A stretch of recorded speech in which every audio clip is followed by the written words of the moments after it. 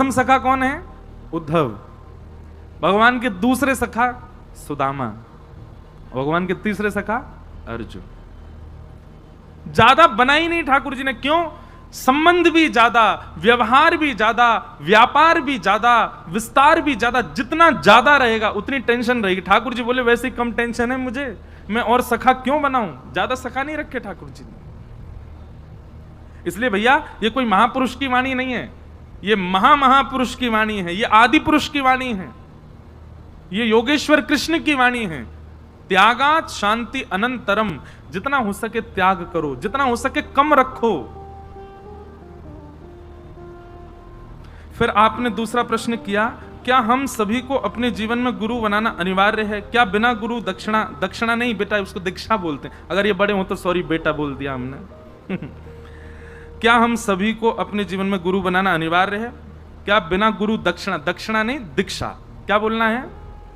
कई लोग आके हमसे भी बोलते महाराज जी गुरु दक्षिणा दे दो, तो लो 500 रुपया लो भाई, दक्षिणा तो यही है।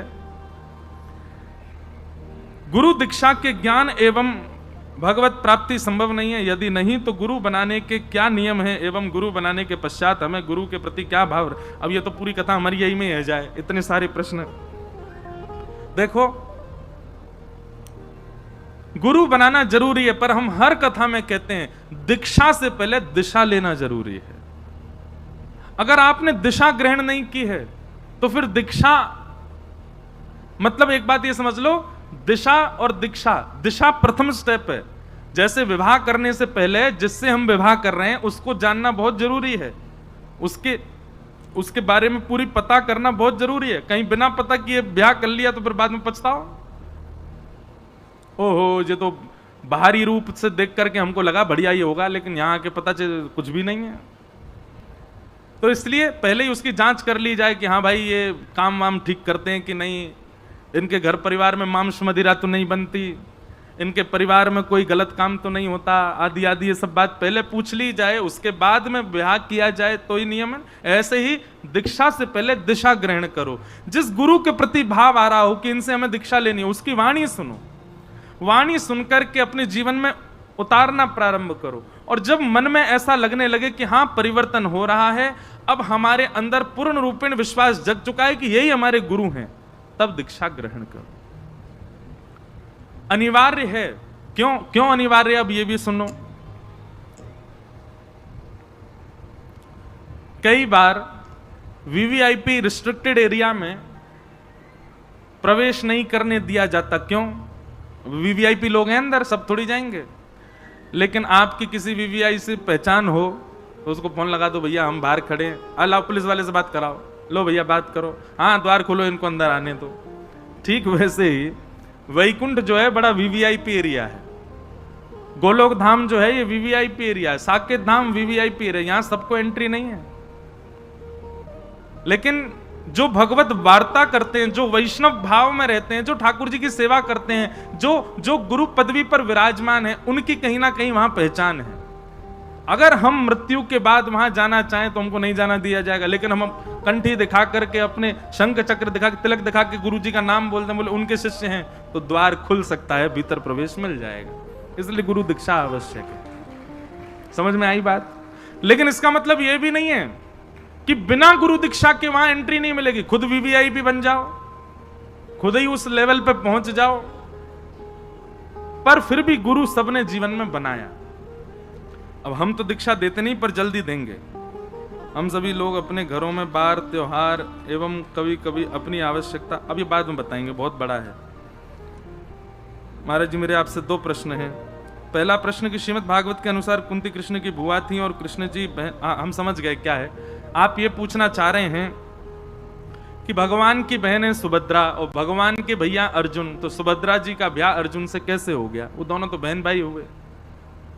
ठाकुर जी संबंधों में विप्त नहीं होते, भगवान कभी संबंध नहीं देखते, उनके ऊपर काल चक्र नहीं होता, उनके ऊपर जाति चक्र नहीं होता, उनके ऊपर संबंध चक्र नहीं होता।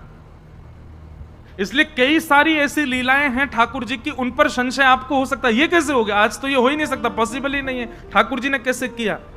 कर्तुम अकर्तुम अन्यथा कर्तुम समर्थ ईश्वर। इसका यही उत्तर हो सकता है क्या?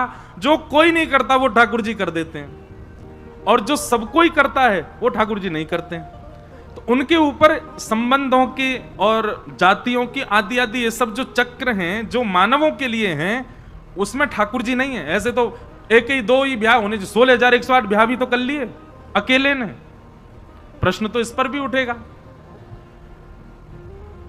अनेक प्रश्न उठ सकते हैं उठाने पर तो भगवान के ऊपर, लेकिन भगवान इन सब चीजों से परे हैं। इन सब का कोई भाव, इन सब की मर्यादा के लिए ठाकुर जी ने राम अवतार लिया है। वहां जाइए, वहां जाकर के देख लीजिए, सारी मर्यादाओं का पालन किया है। लेकिन भगवान श्री कृष्ण ने मन में विचार किया आगे कलयुग आने वाला है, अब मैं मर्यादाओं को पीछे छोड़ करके अब ज्ञान की बातें थोड़ी करें, थोड़ी धर्म की रक्षार्थ चर्चा करनी है। इसलिए ठाकुर जी ने मर्यादाओं के लिए तो राम अवतार रखा है। वहां मर्यादाओं का देखिए, दर्शन कीजिए।